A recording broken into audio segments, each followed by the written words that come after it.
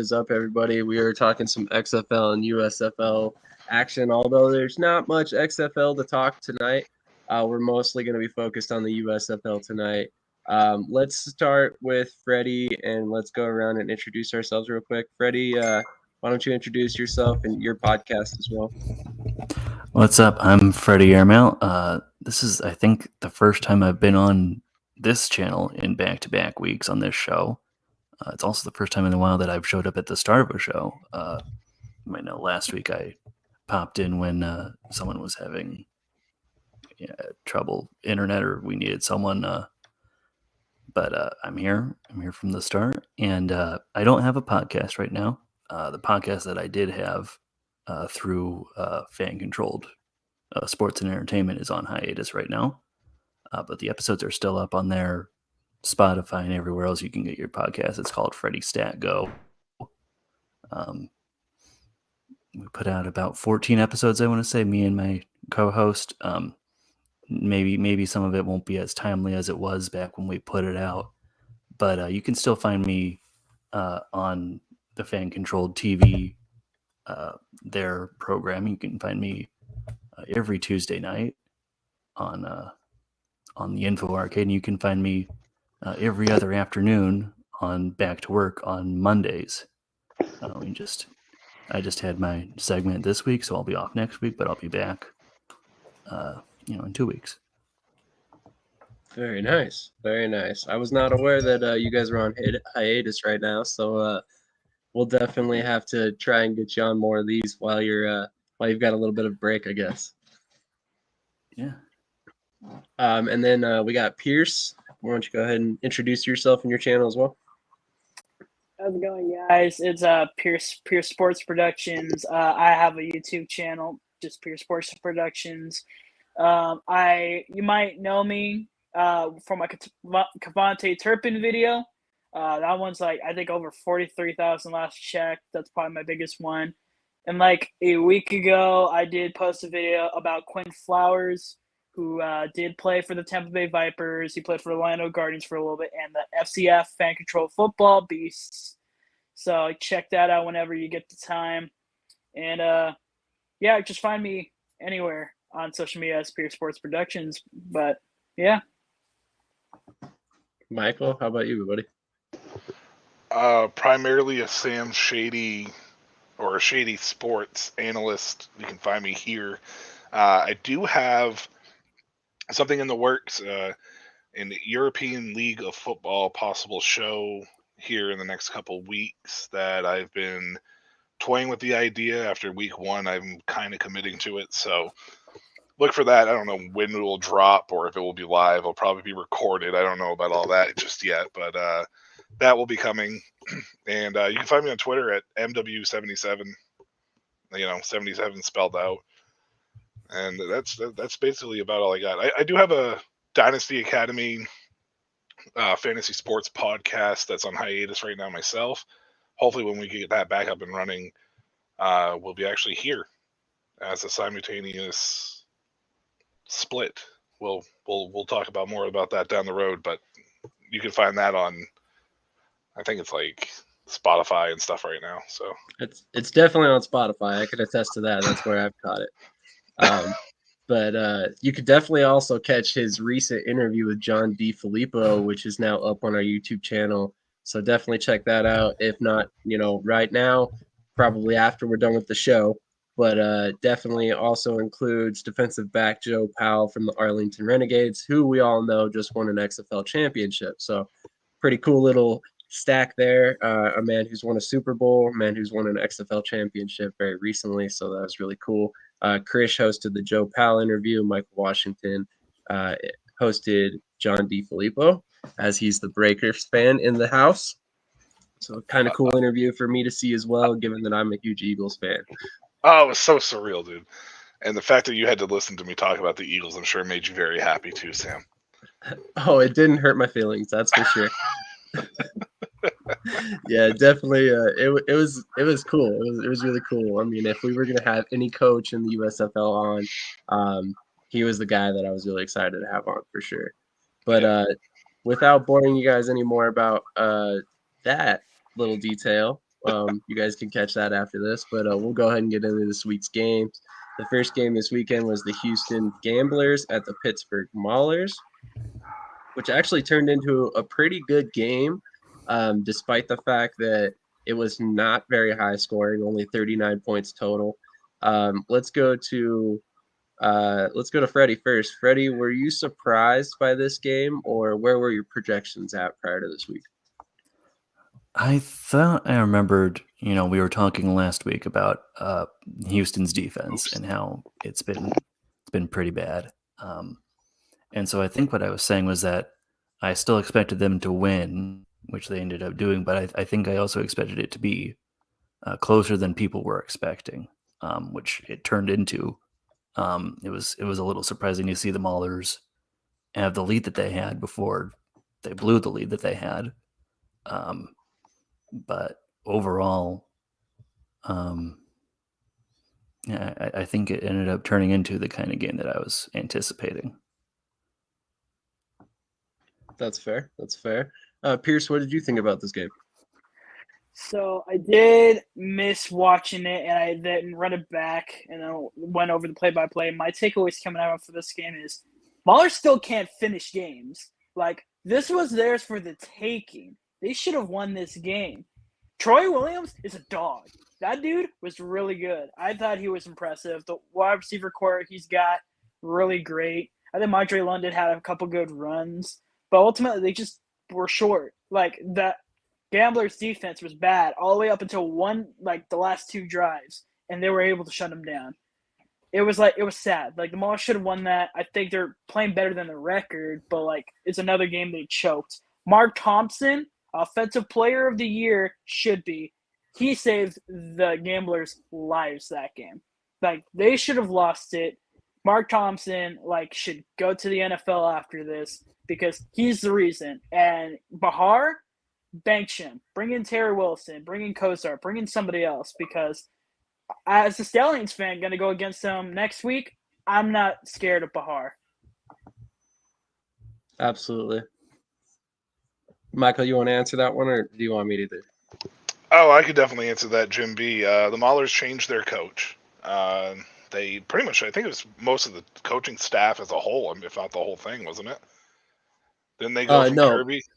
Maulers pretty much stayed the same. Oh, it was Houston. Sorry, it was Houston. Yeah, it was you're just right. The head coach that changed for Pittsburgh. Right, that's right. It was they went from Kirby Wilson to Ray Horton, and unfortunately for Ray Horton, the results and the record are not there right now because they can't finish games like Pierce said. But I think they're the second best team in the North, and if they could find a way to finish these games, it would be something that would be a little bit. I don't know. This team is so close to being 4-4 just as much as they are 2-6, if not 5-3, as they are 2-6, because they just can't finish games. But if Troy Williams is a dog, as Pierce said, and if they can turn this around and finish out these next two games, they could easily slide into that playoff spot. And I think they could actually give Philadelphia some trouble, if you want my honest opinion there. No, that's completely fair. I thought the same thing. Go ahead, Freddie. Could I throw in one more thing before you share any thoughts? Go for it. I don't know if you got to watch back last week's show, but one of the things I went in on a lot, I feel, was time of possession in these games. Yes. And how, that's something I'm paying attention to more in these games than I feel like I've ever really paid any attention to. And I think the Fox Sports website had it wrong, on a couple of games. At some points they weren't totally getting it right. But if they have it right now, what they're listing for this game is that Houston had the ball for 20 minutes and 13 seconds. The Maulers almost had the ball for 40 minutes. And they still, it was still as close as it was. That's unbelievable. Yeah. That is, if this is right, I think at one point it was almost flipped what it was displaying. And so it's hard to, I'm starting to have trust issues with this website, but If that's right, that's crazy. And the Maulers' defense, I think, has been one of the key components to keeping them in games as well. Is this defense? It's just the offense has been so inconsistent down the stretch, and that's really where their inability to finish games, like their time of possession, is. You said it was on the better half for them in this game. Like, I feel like their time of possession is heavier at the beginning of the game, and then the end of the game it kind of falters. So if they can just finish it out, I honestly think this Pittsburgh team is on the cusp of being able to turn the season around. I know it's weird saying that coming out of week 8, but they're only one game out of a playoff spot. So if they can close this out and get into it, I think Pittsburgh is a team that might surprise some people, and maybe we'll see an Arlington Renegades-esque type run. Who the hell knows? You know. One of the wild things that I just remembered with Sam pulling this up is you see the time of possession on there, but they had the same number of drives. These two teams both had 8 drives, and one of the things that also astounded me about the Maulers, I was looking up how Madre London was doing, because he played in fan-controlled football in their first season, and so I was doing kind of a for my segment on their show today. I was doing sort of a where are they now for some players that played for them before, and he leads the Maulers running backs in rushing yards right now, but Troy Williams is outdoing them all with somewhere around like just under 300, I want to say. Well, they haven't had a run game for most of the year, unfortunately. Right. That's last week. Kind of what I'm thinking. That's what I've been thinking is it would really help them to, that might be the missing piece. 100%. I mean, we talk about not being able to close out games, lack of time of possession, and although that wasn't an issue in this game, I mean, yeah, their run game, it needs help, definitely, and it can't be all Troy Williams.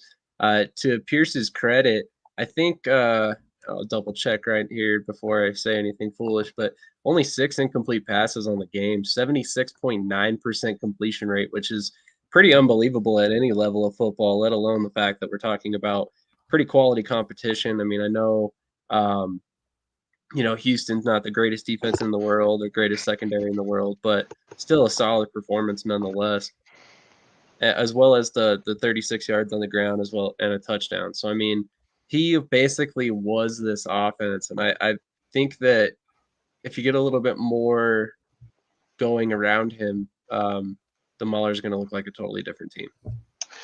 But if you look down, their leading rusher only had 8 attempts, and he averaged 5.1 yards in average.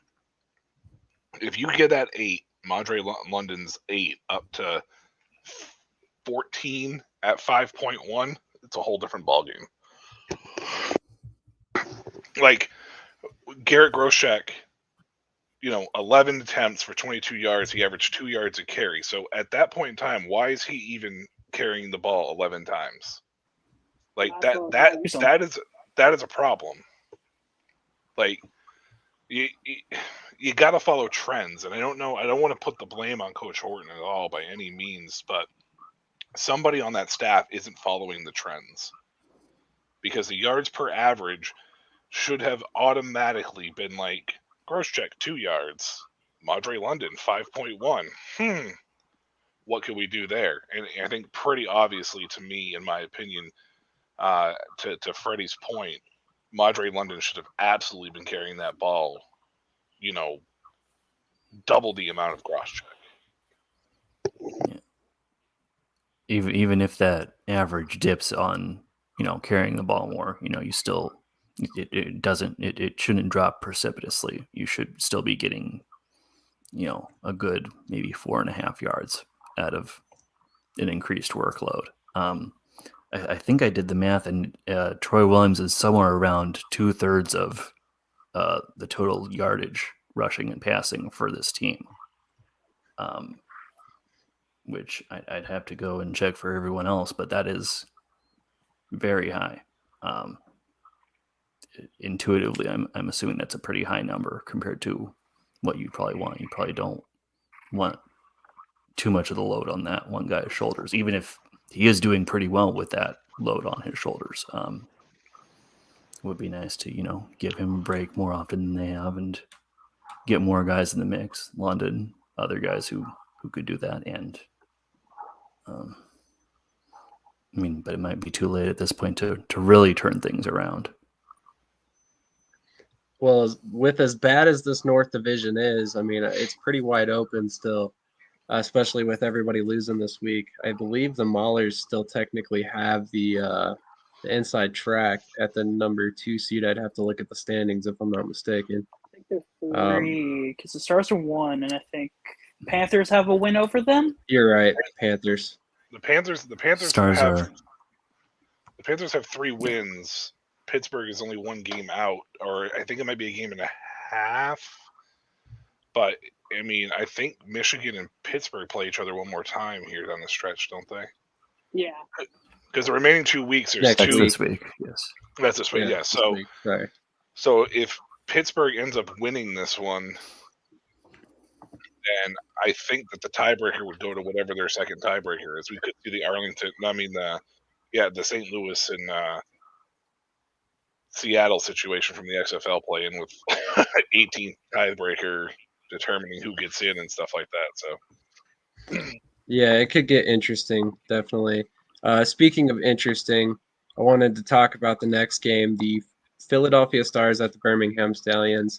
The best team in the North versus the best team in the South, which are ironically a rematch of the championship game in 2022. I complete with injuries to quarterbacks prior to it. So it was kind of interesting to see that we had Case Cookus versus Alex Magoo once again in this game. But it ended up being a very solid performance on both sides. And I predicted a Stars loss, but I think I expected Birmingham to have this game in hand early and then the Stars to close in. But this game turned out completely different than I expected, and I was very encouraged by the Stars' performance overall. Any thoughts, Michael? This game was interesting to me because Case Cook has played lights out, in my opinion, in this game. I know he had some incompletions there, but a lot of those were drops. The one interception, I wouldn't necessarily put the full blame. Mary. I wouldn't count it. I don't put a full on him, but the one thing that this did tell me as far as the Stars are concerned is the team is on a much better track than where they were when they kicked nothing but field goals for 3 weeks. So they have that figured out as far as their offense is concerned. Dexter Williams has been a nice little fit at the running back spot for all the injuries that they've had between, Darnell Holland being down and who was the other guy that went down just recently? I can't think of his name for some reason. Matt Colburn. Yeah, Colburn, and it's been nice to see Dexter get some run there.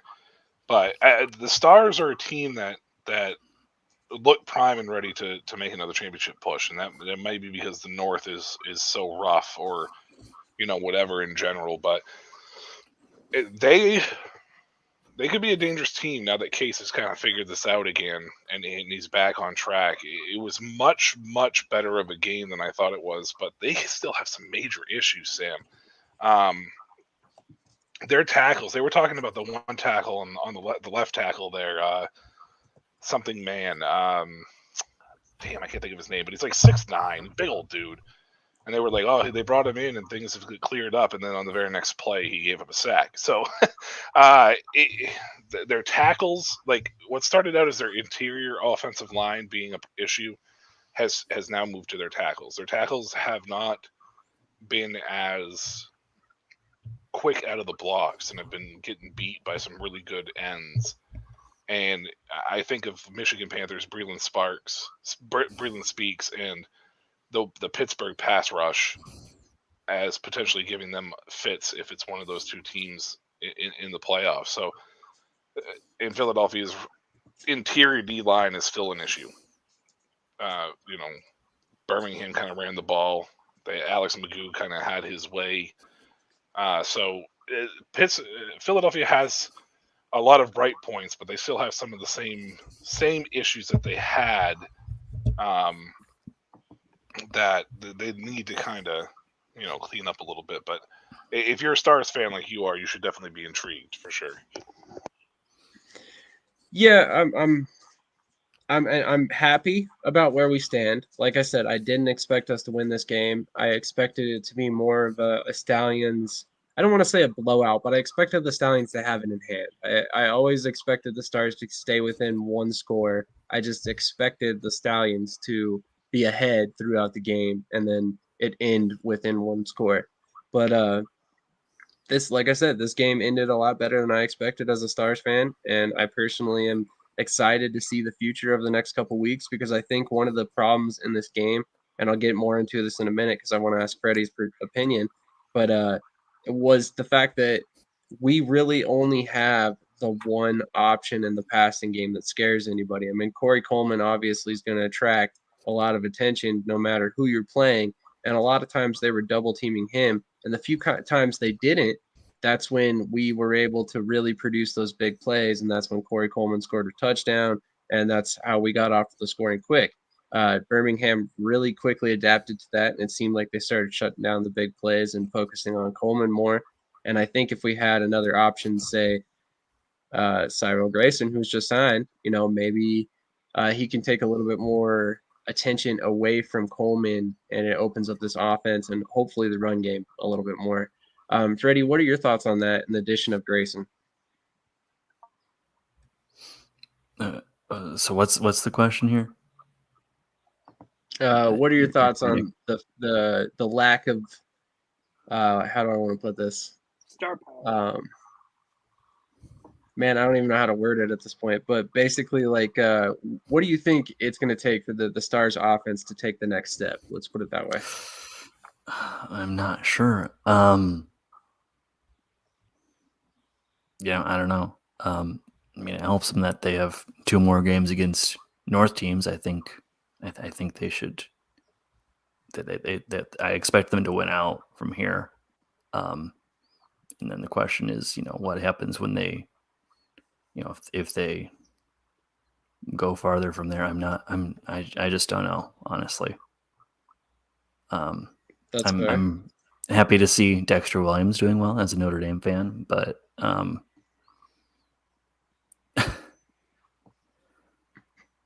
mean, no, avoid that nightmare. Don't even. Yeah, no Pierce. I mean, no Pierce. You can sign him, but you just don't expect him to suit up and his play. mouth. Just tape his mouth. Well, I will say that maybe if he signs with the USFL, he can play a couple games for them and afford to pay his own players on his team. But, that's where I'll leave that. Pierce, what were your thoughts on this game? I mean, obviously you're a Stallions fan. Are you surprised how it ended up? Were you surprised that it took a last-minute drive by the Stallions, or was this a game that kind of ended how you expected? Well, going off my prediction last week, I want to give kudos to Philadelphia because I wasn't expecting Philadelphia to be this good. I was like, Cookies is probably going to get a couple big, deep ones, but otherwise they weren't going to have this game. They played up. I kind of underestimated how well they were slowly getting things working on offense. I just think Stallions just pulled off a really clutch drive to win the game. It could have gone out for forever, I think, if there was just a bit more time on the clock. But Stallions it was really down to who had the ball last, and that was the Stallions. Like, the Stars definitely could have won this one. And, yeah, there is still some problems. I don't think they really have star power because, like you said, Coleman is kind of their only dude, and the running game is kind of hot and cold at the moment. And Cook is just cooking. I just think, I don't know what you can do on that front. But Stallion-wise, Magoo was obviously great. Like, he's, arguably the front runner for MVP right now. I want to give shout out to Davion Davis because he made a couple clutch catches in that game. CJ Marable's still going off hot. Just Sturberger still gets some couple good plays. and like defense is still pretty strong as it is. Like I just Stallions still playing good. I would have taken the loss considering how well both teams played, but we just got lucky with this one, and hopefully this win really helps us out getting a playoff spot next week. I would say it goes a long way toward that for sure, especially at this point. Although their South teams win games as well. I was very encouraged by the offense's performance by Stallions as well. I really liked how they used their tight ends. It seemed like they got all three of them involved quite a bit, and that really plays into the way they like to do things. Obviously, we see them run that. I don't even know what to call it. Michael would know the name of the formation, but T-bone? is that like the wing T or the? It has two names. We called it a full house, but it's a T-bone. That Pierce got it right. It is. There you go. It is a T-bone. Okay, so the T-bone offense, where there's basically three backs in the backfield, and I believe they have a tight end as well, or is it two tight ends? It depends. Sometimes you put one out there. On that play, that specific play you're talking about, I think they had two tight ends in the game. Exactly. So they obviously like to go really big on their sets, and that plays into their run game, which obviously helps that too. But it was just I really liked the way they were able to get all these guys involved. I mean, you see Sternberger there. You see Matt Moss had a catch for 21 yards. You also see Petaway had a touchdown. So I think that was really awesome to see. And if they can continue to do that, there's not a lot of defenses that can really match up with those three guys, I don't think. Well, it's tough. I mean, the tight end spot is is generally used as a mismatch, nightmare nowadays. And if you don't have the linebackers that, to be able to compete with them, the safety's going to probably end up being over aggressive and being too small to defend against, and the linebackers are going to probably end up getting burnt because they can't keep up with speed wise. So as long as you utilize them properly, I mean, we see it with Jay Sternberger.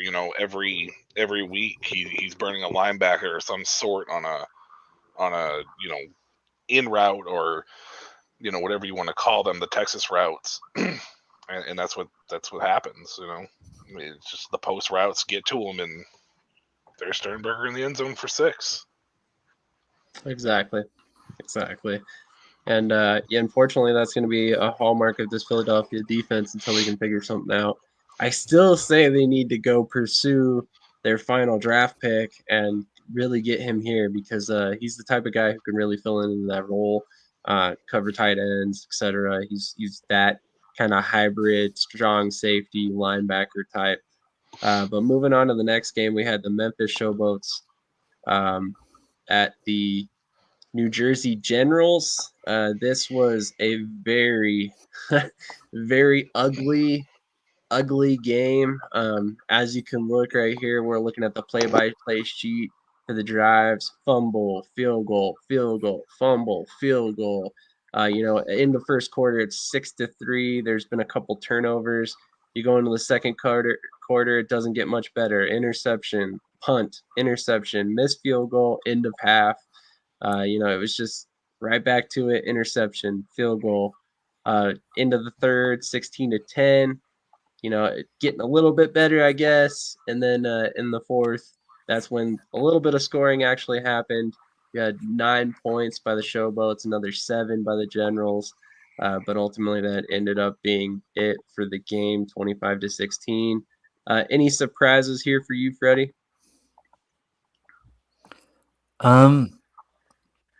Really, I mean, like I mentioned at the top of the show, and like I mentioned going into this game in particular, I was paying attention to the time of possession.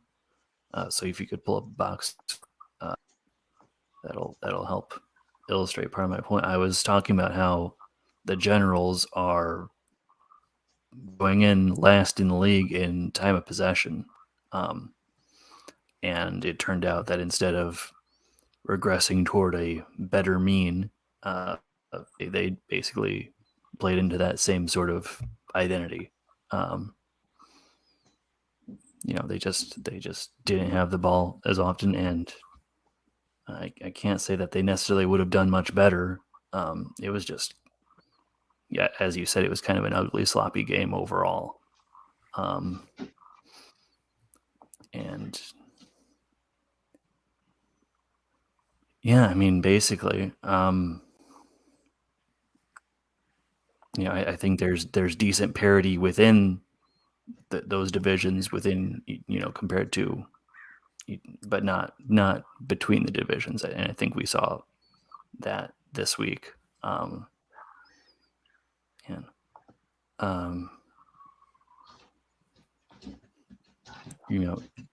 The Generals were kind of a team that I was thinking, maybe they can get a couple things right and they could be, in the playoffs. They could sneak into the playoffs as, 4-6, I think is what I was looking at. I was expecting them to lose this game, maybe closer than it being, but I'm really starting to feel that we're getting another Tank Bowl. It's looking that way. It's sad to say. But it is really interesting to watch. But it seems like there's definitely a little bit of a lack of effort in the teams that are starting to lose games, and they know they're falling out of playoff contention. And I wonder how much of that has to do with the lack of win bonuses this season. And this is a point that Mike Mitchell has made, so it's nothing that not an original thought by me by any sort, but I was just kind of curious to see how that plays into these last few games. Pierce, what were your thoughts on this game? Aside from that, it was probably the stinker of the week. Like, this was a hard game to watch. Luckily, I missed Kyle Loletta playing because apparently he was trash. I came in just as they started Pro Cup, and he threw a pick.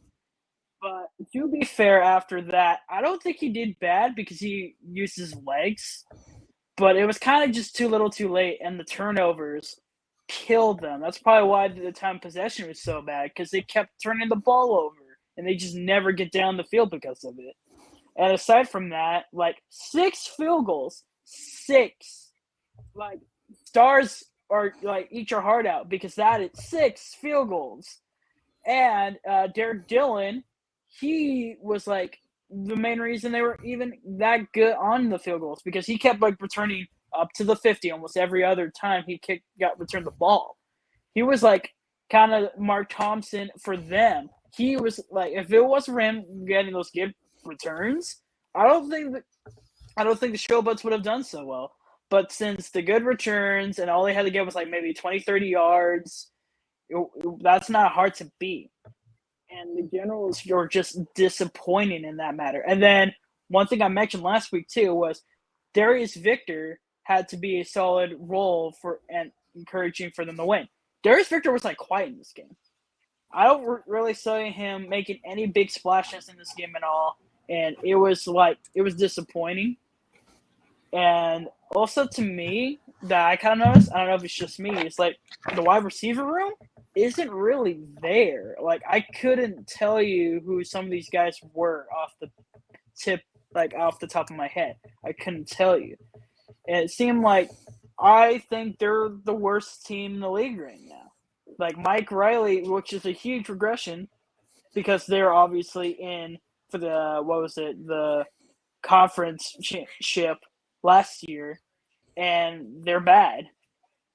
And it was just disappointing.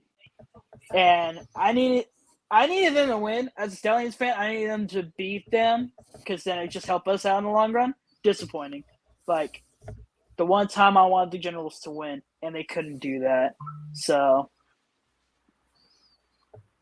that's fair. I wanted to welcome on our most recent guest. Let me rotate some things around here so you can actually see him. Jonathan Klink. He is a fellow writer from USFL News Hub. Thanks for joining us, Jonathan. Yeah, thanks for having me. It's cool to be on here. Absolutely. So what were your thoughts on this game? I mean, remind me which team you're covering.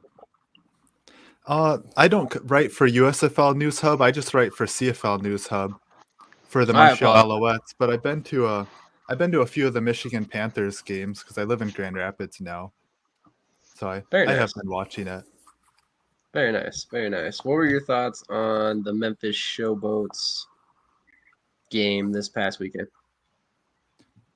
Let me see here. I was happy to see Dakota Prukop back in for the Generals because I watching so much CFL. He was the third string quarterback in Winnipeg last year, so it's nice to see him back out there because he had the highest QBR on for New Jersey quarterbacks, but they just buried him on the practice squad for 3 or 4 weeks. So I was happy to see him back out there, and it was cool because I got to meet him when at one of the games in Ford Field where the Generals were there.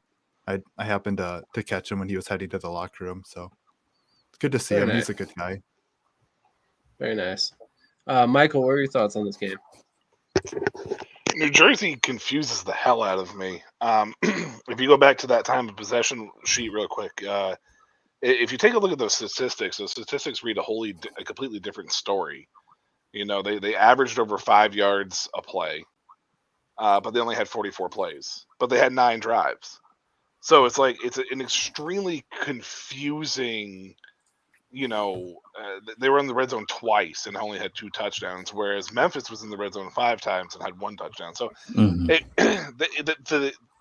the game is very weird. New Jersey, to me, is the worst team right now currently in the league, which is unfortunate because I do think Dakota Prukop makes them better. And I think that Prukop should have had his opportunity before they decided to go to Kyle Lauletta, who for everything that Kyle Lauletta is everything that he actually isn't still at the same time. And he's better off suited as a guy you spot start, not start 3 to 4 games. So I don't know. I just this Generals team looks very. I don't know. Prukop definitely is going to be, I think, the starter moving forward here. The lack of Darius Victor is confusing to me as well. I mean, he only had 9 attempts this week. I know that he had a miserable 2.9 yards per carry, but it just he deserves more than 9 attempts. I mean, they had 15 total attempts for the whole game, and Victor last year was running the ball 15 times by himself. So the lack of running game from New Jersey is horrible. Now Memphis, on the other hand, despite the 5-game win streak, this team has a lot of issues still. You know, not finishing drives.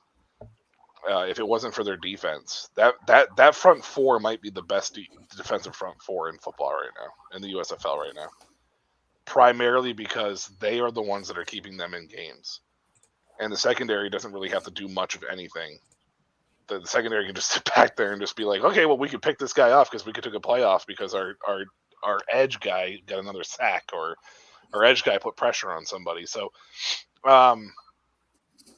it very possibly could be ball security issue for Victor too. It's the same thing with West Hills that we're seeing in New Orleans right now too. It's very possible it could be ball security issues, but I think that when you have 2 running backs like West Hills and Darius Victor, you still have to let that offense run through them. As good as Prukop is, he's still a rookie. You know, he's a rookie in the sense of American football. He's, you know, as far as the USFL is concerned. So you have to take the pressure off of him, and they're not doing that. And so that's where the issue's coming with New Jersey, and for Memphis, it's lack of finishing plays. I don't know, that offense doesn't match up with that defense. I mean, they had 71 plays, but they only averaged a little over 4 yards per play. So they have to clean that up if they're going to want to make the playoffs and make a push. 100%. And it is kind of interesting to see how the Generals have gone this season. I mean, last year and most of this year so far, they've been one of the top rushing offenses. And all of a sudden, as of late, they've fallen off dramatically. I mean, I think it's dropped almost 10 yards per game average in the last 2 weeks alone, if not more. And it's crazy to see. I don't know why they're going that route. Is Trey Williams hurt right now? Does anybody know? Yeah, Trey Williams hasn't played all year, I don't think. I feel like he was in there for a bit. Or he played for a week. He was inactive? He was inactive for this week. I don't know about the rest. Gotcha. I know that I have him on my fantasy team, and he was inactive for like the first 2 weeks, and then came back, I think, for week 3, but got hurt. and then it was an Gotcha. accident. I think maybe. Gotcha. Okay, that makes sense. Best Man Cave Award. Who does it go to, Chris? Let us know. Oh, it's going to Jonathan. Look at all that. Yeah, Look at all that hockey 100%. gear back there. Yeah. Look at all that gear back there. Definitely. Yeah, mine doesn't really compare. That's for sure. That's pretty awesome. I do like that. Mine's just a curtain and this little flipsy thing that my daughter has. I finally got the jerseys up a few days ago. I just hung them all up because we bought this house about a year ago and there was no drywall in this room. So I finally got it decorated just for you, Sam. Nice. Thank you. I appreciate that. Yeah, you're So welcome. thoughtful. First appearance sweet on the of you. show, already making me blush. I love it. Yeah. So let's go to a game that you hopefully paid or you were paying a little bit closer attention to, given that you're saying you're a Panthers fan. How did you feel about this game?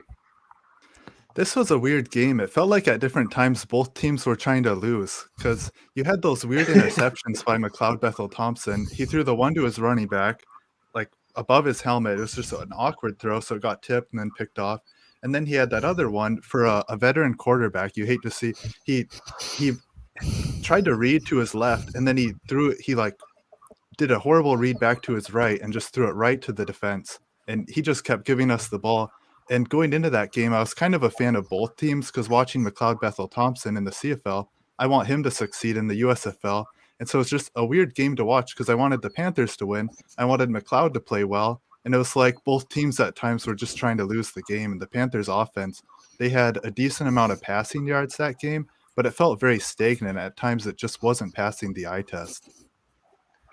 100%. I mean, it completely reflects that on the scoreboard as it just kind of slowly creeps up to 20 points. Yeah, it's kind of crazy. Michael, what were your thoughts on this game? Don't get me started. Oh, God, don't get me started. So after a dreadful first quarter between both teams, the second quarter looked like it was really fantastic for New Orleans. It was off to a great start, up 21-0. Things look great. And then in the last 2.5 minutes, it was just kidding. LOL. So we go into the half at 21-10, all the momentum's on Michigan's side, and then we come out and put up 3 points. 3 friggin' points, Sam, in the entire second half of the entire game for the rest of the game. Luckily, our defense bailed us out, or Michigan's offense was just that bad. Either or. I think a little bit of the second. Either or. Maybe both. Who knows? It could have been both. But a little bit of both. New Orleans was trying to help them. They kept giving them the ball just outside the red zone. It's just like Johnny Dixon is a stud, Braden. I completely agree with you. He is a stud. But when you're up 21-0, you look like you're fixing all the mistakes from the last 3-week skid that you have had. And you're going to that. I don't know. It looked like it was back to the old style, and all of a sudden it was the second half was back to the 3-week losing streak. And I don't know what it was this time, because it's not like Michigan ran a lot of long drives on us, because they didn't. So I as a Breakers fan, it's painful. I think I'm surprised I'm not just all white with the hair and everything right now, because I was so just getting ready to throw my TV out the window. Check it out. We have one more special guest that I need to introduce. What's up, Mark? How's it going, man? Holy What's shit. good? Oh. Got out. Look at Wasn't this. expecting Mark you to be able here. to join us. Appreciate it. Mark, listen to this, buddy. So I mentioned last week that you need an intro video, and sure enough, Sam has been working on it. I don't know if he got it done or not, but he got one done. Yeah, or he was working on one. I don't know if he got it done or not, but yeah. That's You're right. muted, I haven't Sam, even looked at the slate. So I mentioned it last there. week. But Yo, I had not to the come on for special, the Breakers' first win of my fanhood Of your- career. Love boy, yeah. I it. mean, Man, I might have to add that to the promo somehow. the first win of his Ho fan ho career. Hogan. But it was not pretty. No, the whatsoever. second half was dreadful. I didn't even finish It was the game. horrible. It was pretty bad. But now that you're here, we can go ahead and get your take on the game. Obviously, you were not a fan of how it progressed for the Breakers. What were your thoughts overall? Oh man, I mean, I think you guys probably already summed it up. It started off very well for them, and then they fell flat on their faces. I was actually kind of surprised. It seemed like they did a lot better against the run than I thought they were going to do. So that was encouraging, but then it's like the secondary took a step back and made Josh Love look like a, potentially NFL backup, which he's not. Sorry, Josh Love. Not trying to rip you there, but you just don't belong, man. So I don't know. I think at the end of the day, they got the job done, and they hadn't done that in the past 3 weeks. So you have to look at that as a positive, a step forward, and they can build on that from there. So there is a silver lining. At the end of the day, they did win. So I think they're trending in the right direction now. I would definitely agree. Quick update for all you indoor football fans in the house. Currently, the Billings Outlaws lead 19-7, 18 seconds left to go before halftime.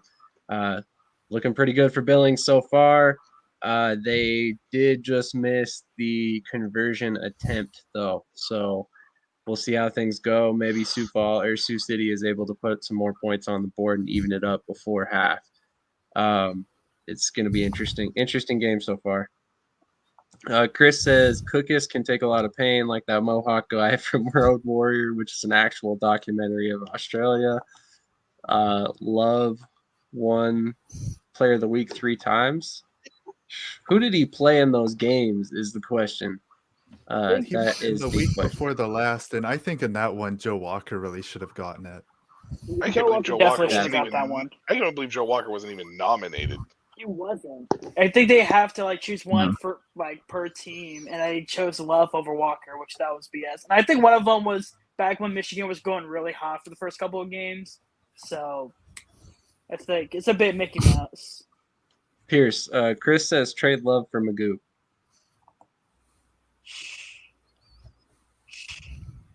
No. Not a fan of that idea? No. You can have Kyle Slaughter though. He's just sitting, keeping the bench warm. You can take him. Just give him Slaughter for free. Do it, please. I don't know why we still have him. That's completely fair. Anyone else got any last minute thoughts about the Breakers and man, I'm blanking the name now. The Breakers game this week. Panthers. Thank you. I thought it was interesting that after this, it's no more North versus South, and apparently, the ultimate record South versus North was 13-3, and the Stallions beat the entire division. That means the North has only beat the South 3 times this season. That is ridiculous. And I think 2 of those were against the Breakers. 2 of them were in week 1. Interesting. That's very interesting. Yeah.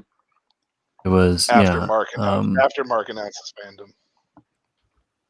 Panthers over Gamblers, Stars over Showboats both in week 1, and the Stars over the Breakers in week 6. Slaughter was the starting quarterback of the Breakers last year, yeah. Yeah. Sorry, continue, Freddie. Yeah, my thoughts are, I guess, and also going back to the Stars and Stallions, because I didn't get to really weigh in on that game overall. I think the close results of both of those are kind of speaking to the parity in the league, and that even though there is sort of that north-south divide, there isn't really too much separation, or there's not really that much of a stratification, as opposed to the CIF, where almost every game the team that you expect is going to win going in ends up winning. There's maybe a couple exceptions based on if I looked at my ratings right now for that.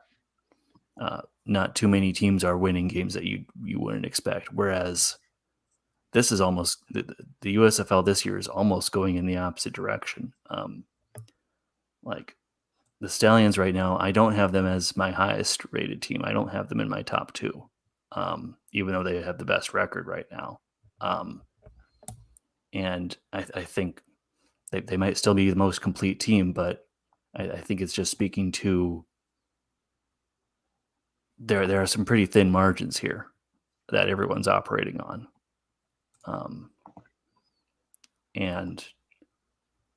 But going to the game that we're getting into right now, the Breakers,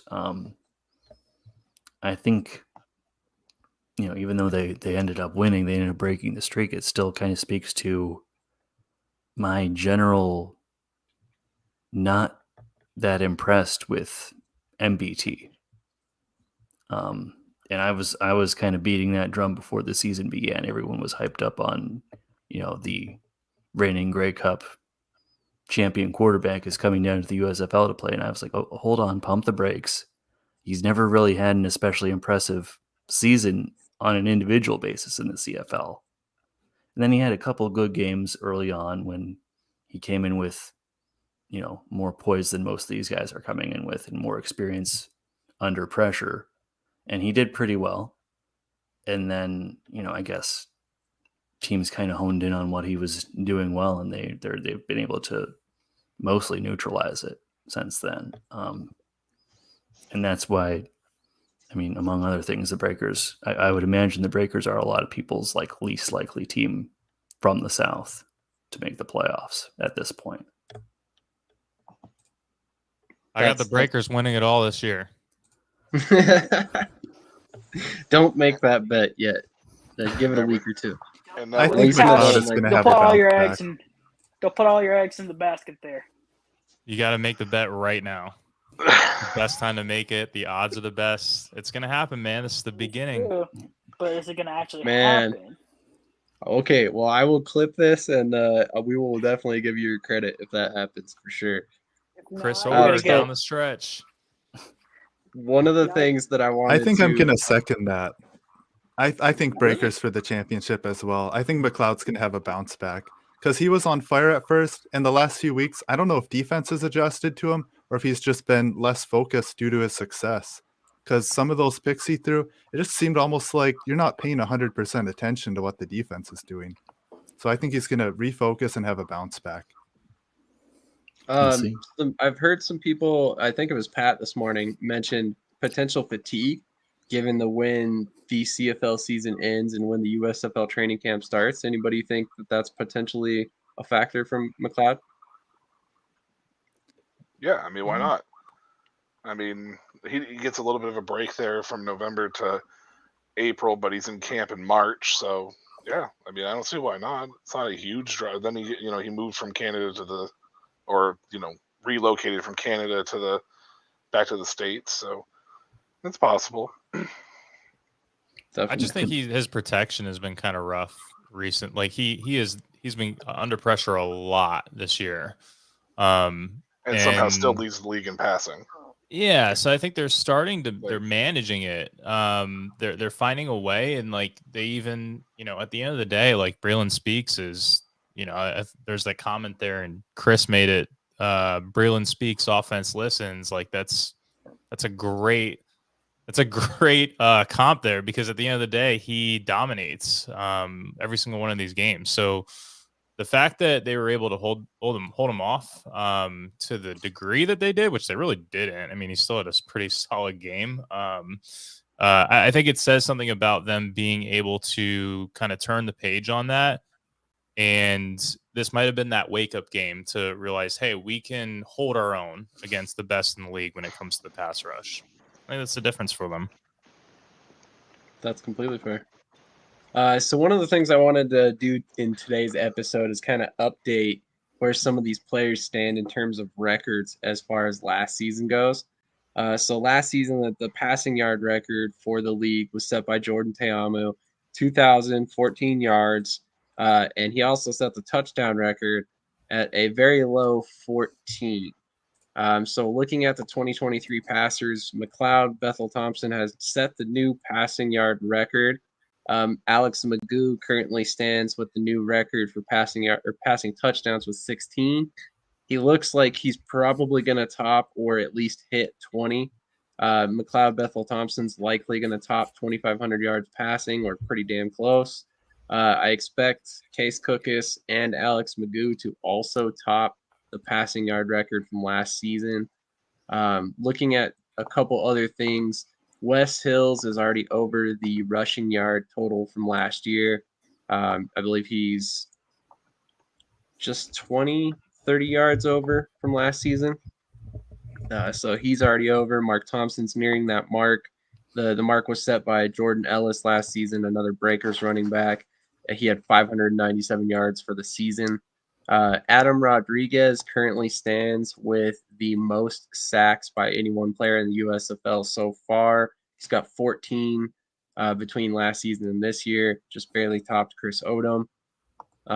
We have Breland Speaks is nearing up on Adams' stats from last season, but he's not quite where Odom was at last year, so I don't think he's going to top his record. And then receiving statistics-wise, Corey Coleman will likely pass Cavante Turpin in passing yards this upcoming week. Turpin had 540 last season, led the league. Sorry about that. And currently Coleman has 515 for the season. So 25 more yards he'll pass Turpin's total from last year. So any surprises on that list for you guys? Or is it pretty much exactly where we expected it to be in terms of passing and specifically receiving yards? Coleman was probably a name a lot of people pegged for receiving yards leader. No, I mean, for me, not really. I kind of expected several of those names to be there, and I guess I'm just more curious as to where Bo Scarborough would be if he was healthy. Like that's just one of my where would he be on this list right now? Because at the end of the year last year, he was looking like he was going to be unstoppable. So, but yeah, no, there's not really any surprises on that list. That's completely fair. I definitely am not surprised to see MBT at the top of the passing yard list. I'm a little surprised to see Alex Magoo only because I don't think I saw the injury for Jamar Smith coming. Case Cookish, not a surprise at all, even though he's been sacked left and right all year long. They've kind of solidified that offensive line the past couple of weeks, so he's been able to steady the passing game for him. This past week was huge. Wes Hills kind of came out of left field. I did not think he was ultimately going to be this big a part of the offense. But other than that, yeah, it's been pretty standard stuff in terms of who's leading the league currently. I guess I'm not as surprised with Wes Hills only because I expected whoever the Breakers back to be to kind of be in this position, regardless if it was Anthony Jones or him. And I don't know if Anthony Jones' skill set's that much different than Wes Hills, to be honest with you. So I think that's probably the reason why I'm not as surprised with him. But you're right, he did kind of come out of left field because I think everybody was kind of expecting Anthony Jones to have that backfield. Absolutely. So one more thing that we were going to talk about this week is some NFL players, some USFL players that deserve NFL deals. So off the top of your guys' head, I know I'm not, a couple of these guys are not prepared for this because I didn't tell them ahead of time. Let's go to Pierce first. Pierce, who do you think deserves an NFL contract as things stand currently? You don't have to give us like any one position, just a couple players off the top of your head. I'm gonna try to name some that aren't obvious. I think one that would be very easy would be Davion Davis. We just picked him up off of practice squad, like he was just cut when we picked him up, and I wouldn't be surprised if the Texans pick him back up after the year. So I think he did because he's definitely been good. Deion Kane, same deal. He was just like off of practice squad. I think Eagles maybe. So I wouldn't be surprised if he's off that. Jay Sternberger is another one. Justin Hall He's a bit of an under the radar pick. I would not be surprised if he gets picked up. I think another sneaky one would probably be Warner from Showboats, the defensive back. He played a pretty strong game. I don't know how well he's been all season, but I saw him and I'm like, he could definitely be like a good special teamer in the NFL. Magoo? Magoo, I see him definitely going in there. Go to the Cowboys. I'll take him over Cooper Rush any day. So That's fair. That's fair. I mean, I could see him competing for a spot. I feel like he's a little behind the 8 ball just because of the NFL cycle, but I guess we'll see how things go. Let's go to Michael next. I know you had some time to prepare for this. What are your thoughts? Johnny Dixon. I mean, I don't know if that's one of the obvious ones or not, but Johnny Dixon, the injury happened. He came back and he's changed that offense completely for them. Sage Surratt, obviously, with the Breakers as well, is kind of a gimme, to get an opportunity and chance. I'm going to say, Cam Eccles-Looper. I know he's been quiet the last few weeks, but I think overall he's shown a little bit of his versatility when it's come to his ability to play special teams and be successful there. And I think that goes, a long way with with the NFL. And then Breland Speaks is a guy that I don't think should have ever been playing in the USFL, if you want my honest opinion. He should be in a rotational spot at the NFL. He's not a stud on the point where he's going to be a guy who's going to go in and set the sack record or anything at the NFL level, but he absolutely should be rotating, for sure at that edge position. And really, you could pluck in any handful of linebackers at this point. Just because the linebacker spots in the NFL are always a good rotational spot, and a lot of those guys fill in on special teams, whether it's the punt or, kickoff, well, the kickoff doesn't exist in the NFL anymore, but for punt and field goals, for sure. So, but those would be the primary guys that stick out that aren't necessarily give-me's, but also at the same time that are kind of gimmies as well. So. That's fair. Freddie, do you have any guys that you see in the NFL for sure? Yeah, I mean, I'm one of the ones who didn't have time to prepare for this. But I just kind of going off Pierce, I would also say Magoo, partly because we're not totally sure what's going to happen with Jamar Smith. I know he's tweeted out some mysterious tweets lately about his future, but if it ends up seeming like he'll come back to the Stallions, that kind of the window starts closing for Magoo to, cash in on this high level performance that he's putting in. So why not at least give it a try? And then, if you end up coming back, you could maybe try something else. Maybe, see if you could end up on another team. There are a few kickers and punters out there that might deserve a shot on some NFL squads. Brock Miller. There's a few kickers. Skiba, Aubrey, Coughlin all stand out to me.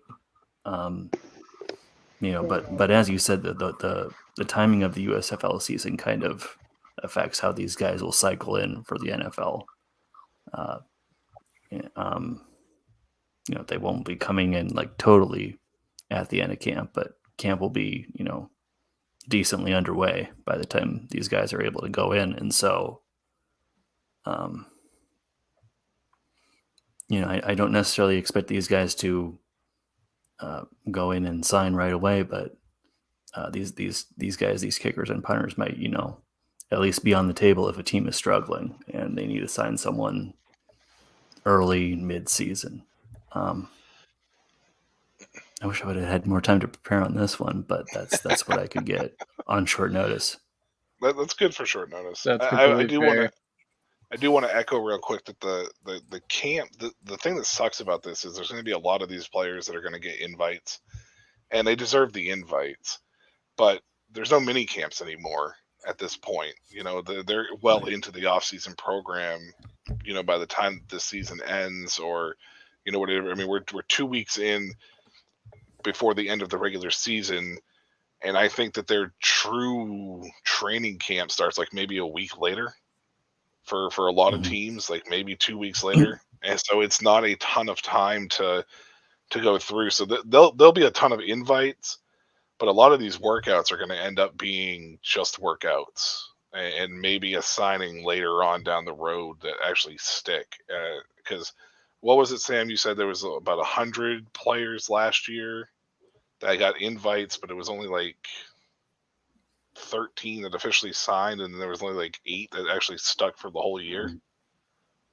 The number of signings was way higher than that. It was no, I meant at the end of the cuts. It was only like 13 that made it at the end of the cuts, and then there was only like 8 for the whole year that made it all the way through for the whole year. I don't recall how many made it through the entire year, but 13 seems accurate for the active rosters and practice squads. Yeah, and then you got to figure the invites probably aren't going to be nearly as high because of the XFL. Right. Yeah, and that's one of my questions. One of my big questions that I'll be focused on over the next couple seasons, or however long these leagues coexist, is how much does that time window affect people? Because if it does dramatically, like we really think it does, then maybe we see the top end talent filter up to the XFL. It would be kind of nice with the USFL timing a season the way it does if they could find it in them to. I mean, maybe they'd have to move things around, but if they could time it so that like halfway through the regular season, there's a bye week for everyone where it's timed so that it's mostly like right at the time of mini camps. And so players who maybe are doing well through 5 weeks can, be excused to go try out for NFL teams that are interested. I'm not sure, if that's something that they'd look into. It kind of depends on what their stance is on.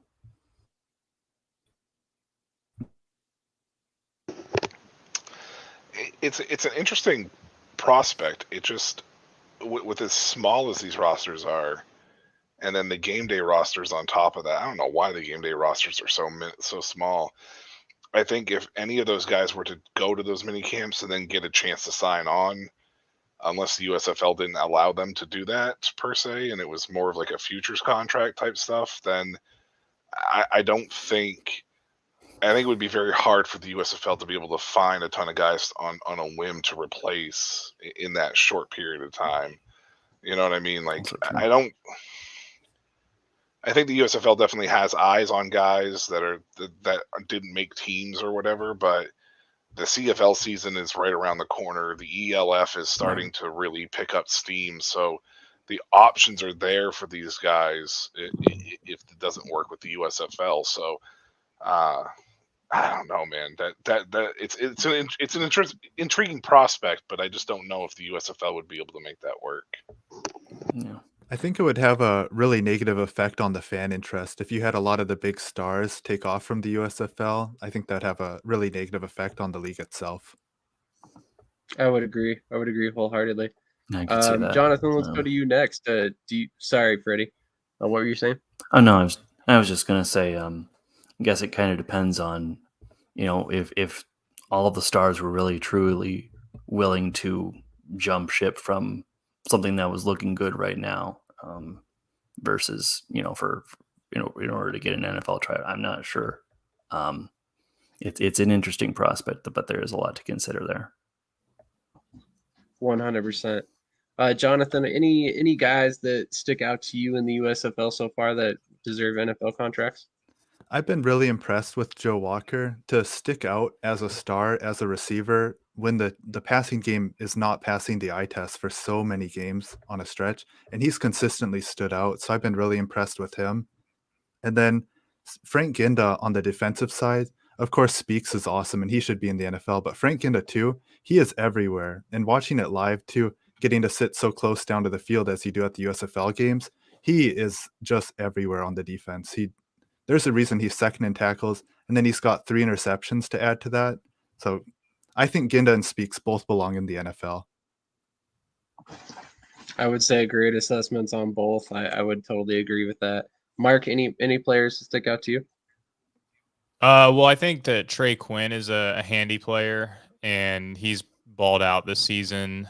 We've seen him be useful in the NFL before, and he's kind of another one of those head scratchers that I think he definitely deserves another shot as a slot guy. Like, I could totally see Trey Quinn on like Thanksgiving playing for the Lions for some reason. I don't know why that makes sense, but for some reason that makes sense to me. So who knows? He might be a fantasy sleeper for us come week 14 or whatever that is in the NFL. Alonzo Moore, he works the sideline really well. He's probably the best guy when it comes to working the sideline and moving the chains. He has red zone ability too, so I could see him making an impact. And on the defensive side of the ball, Mark Gilbert, I do think he's been pretty dominant all season long. He's been quite the force. He's still a pretty young player. So, I think the biggest thing about the USFL is, like, you brought up a great point. The XFL almost is positioned with the way that its season is lined up and the timeline that you're going to get a lot more of the high upside, like higher potential type of players. Where the USFL, you might have some more of the journeyman type of project players, guys that are maybe working their last shot just to make a practice squad and, get a few extra years, playing football. So I do think there's a little bit of that given the timelines, which I have some concern about players then, migrating more towards the XFL in the long term. But I don't think it's going to really matter because I think the two leagues are going to merge in like 3 or 4 years anyways. I hope not. I think it will. Honestly, I don't think we're going to have 2 seasons like this. I think all the players, that's going to be their biggest request with the USFL is to start earlier anyways. So I think we're going to see a merger. Or one by the other out. I mean, it wouldn't be the worst business practice if you moved one of the Houston teams, but that's a big purchase. It's a big purchase. I don't know if it's. I just don't know if it's going to happen. I mean, obviously, there's always the possibility that it could. Both leagues, I think, they both have a purpose in the timeline of what they do, and I think they both have an impact on what they do. It's hard because it's like you said, 2 spring leagues running like that. It doesn't feel like it's feasible to be able to both succeed, but I think they both can succeed. That's the thing, is I really do, as long as they don't overlap their scheduling much more. The only thing that's going to be interesting to watch is when they start expanding. Because which direction does the schedule go then? That's going to be the question. Because if they expand to 16 teams, you would have to merge at that point. Like you would or a buyout would have to happen, or one of the leagues is going to end up folding at that point. Right. So. Yeah, that's the thing though. I don't think it expands to 16. I think they merge and they go to like 12 and they extend the league or the season 2 weeks and just keep on the XFL timeline. It would just have. I mean that. With the money that Fox has behind this, it would just have to be. They would have to be doing really, really poorly. I think to even consider it. I don't know though. I could be wrong. I've been wrong before. I mean, it won't be the first time I've eaten crow. Did you guys see all the personnel changes in the XFL? Yeah. A lot of that was just ticket stuff, though, right? Teams. Well, look who you're talking to. That's exactly what Mark did for a living for a while there. So, Mark, I mean, why don't you kind of weigh in on that? Is that something that we should worry about, or is that more the XFL's reaction to what they saw produced by that ticket sales department last No, season. I mean, and I don't mean to be like harsh, because we are talking about people's livelihoods and people's jobs, and like there are definitely people out there, like especially ticket sales reps, that lost their jobs. But to put it bluntly, they're trimming the fat, and I think it's the right move. Like, it felt like there were people doing jobs and you didn't really know what they were doing. like and I think they might have just found bodies and didn't really take the time to find actual talent. And again, that's no disrespect to anyone that may have lost their jobs, because I don't like to generalize, because I don't think you can say that about every single one. And I'm not going to name any, single person here, but I think there were definitely some situations and some scenarios across the league where you were like, what are they doing? And I think it was just people who got the job and they were excited to be a part of it, but didn't have the experience or the background to know what they were supposed to be doing, or didn't have leadership properly telling them, or leadership knowing what they were doing themselves. So, I mean, we saw it. Like it wasn't just entry level folks, but there were some higher ups that the league moved on from as well. And so they did a full not investigation, but an examination of where they could trim the fat, mainly because they want to be more efficient with the money that they're spending. I don't think it's a matter of necessarily like the concept of like running out of money by any means. I think it's just being smart with your business and not letting things snowball. Well, let's put it this way. I mean, if you look at it from a grand scheme of things, if they did a performance evaluation and they look at their numbers and they're like, hey, this is what we projected versus how much money we're spending, and we fell short of our projections, cuts are to be expected, right? And we may have gotten the sugar-coated version of what their projections were for those attendance numbers, because I know that they said, if we get 8,000, we'll be happy. But there was a lot of places where, like Vegas, that they never really topped 60% capacity and stuff like that. And I kind of wonder what they expected out of cities like that, or if they expected more out of cities like St. Louis or, maybe Houston, stuff like that. So, I mean, it's definitely interesting to see, but I don't think it's something to be worried about in the slightest form. I did, like, from a ticket sales perspective, they didn't, even the weak locations could have done better. It's kind of a cop out when you say that, one location didn't do well because of like this city and there's this, that, and the other going on in this city. Nah, man, everyone can go out there and hustle and hit the phones and grind. Like, to a certain degree, from a ticket sales standpoint, you can get the numbers up to at least some sort of floor. And again, Vegas, that was one spot that it was very apparent there was nothing going on there. So from a business standpoint, and Freddie, I know you want to say something real quick, but just from a business standpoint, in my experience with business, if you're not evaluating your business every year in any capacity, then you're never going to succeed, because you have to find a way to adjust, and you have to find a way to grow. And what's the best way to do that than evaluate where you are? And I don't know about you guys, but I think the Texas teams are the teams that are kind of underperformed, in my opinion, more than it was necessarily, with the exception of maybe San Antonio, because San Antonio, I mean, if their team was better, I think that we would have seen an increase over the time.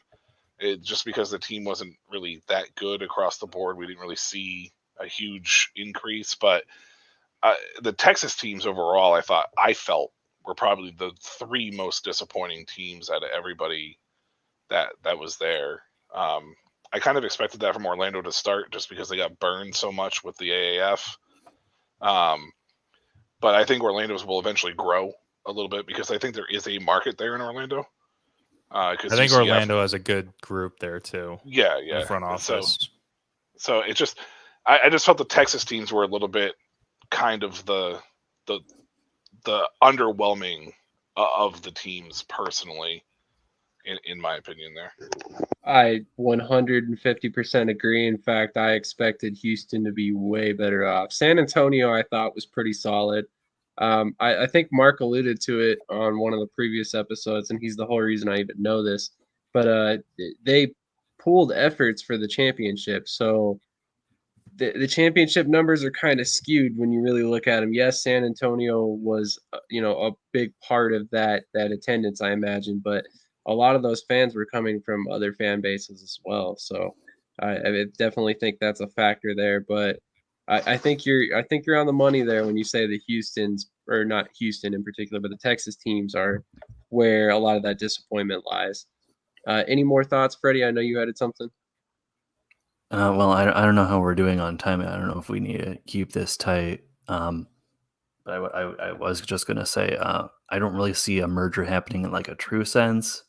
It kind of feels to me that the XFL and the USFL are kind of coming at the same thinking that has brought about like every major corporation having their own streaming service now.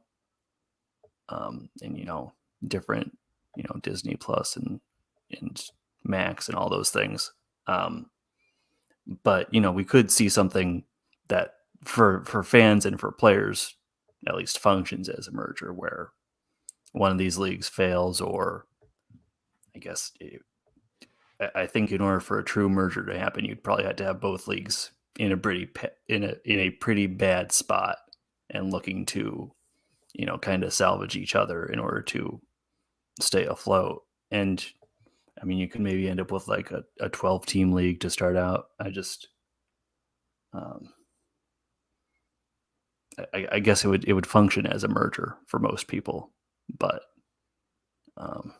I guess I don't really see these guys coming together if things are going just fine to start. That was all. I feel like a 16-team league could be successful. Eventually, I think. Because all the fans of the USFL, they would be drawn to watch the teams in the XFL if they were competitors in the other conference. So I think all of the TV numbers would actually go up. I didn't mean to say that I don't think 16 teams can't work eventually. I'm just saying if they were to go from 2 8-team leagues to one single league, I think maybe cutting down on the number of teams to start might be the move initially. I disagree though, because like you really have to have the revenue to support it, and you're not getting the revenue from a broadcasting standpoint with 16 teams. So it's hard to find 16 places. I think it's a very I don't know. I just think that I don't see how that can work, quite honestly. That's too many teams. I think 16 is probably the max. I mean, if you just think about it from a TV standpoint alone, I think with Fox having the support, of just basically being a, broadcasting company in general, it kind of helps things. I mean, NBC Universal gives them a good chunk of money to show games as well. So, I don't know. I think 16 would be the max. I don't think you could go further though. And I don't know if we're. I know the USFL and XFL are talking about expansion themselves internally, but it's going to be real hanky if both these leagues try to go to 12 teams. It's going to be really kind of. Isn't that kind of a testament to the high interest from the broadcast standpoint of what the networks want if both individual leagues are looking to expand, though? Well, the broadcast standpoints, from what I understand, the first year for the USFL, they're really happy. From the second year, I've heard reports they're not so happy internally with with the overall numbers. But I think a good chunk of that is because they don't really have a set streaming device. Like they have 2 stations that are showing games, and one you can stream, the other one you can't really stream because they don't have an app without a cable provider type of situation. Whereas the XFL, I think, was pretty happy with their overall ESPN numbers. They didn't release the streaming numbers, which Disney doesn't really do in general anyways. But a good chunk of these revenues is going to come from TV to start off with. You know, I mean, it's just the way that these leagues are going to work. And I don't know what's going to happen after year 3, but I mentioned to Sam that if the USFL survives year 3, I don't think it's going to go away. So, I would agree. On that note, let's go ahead and move into our favorite segment. That don't impress me much.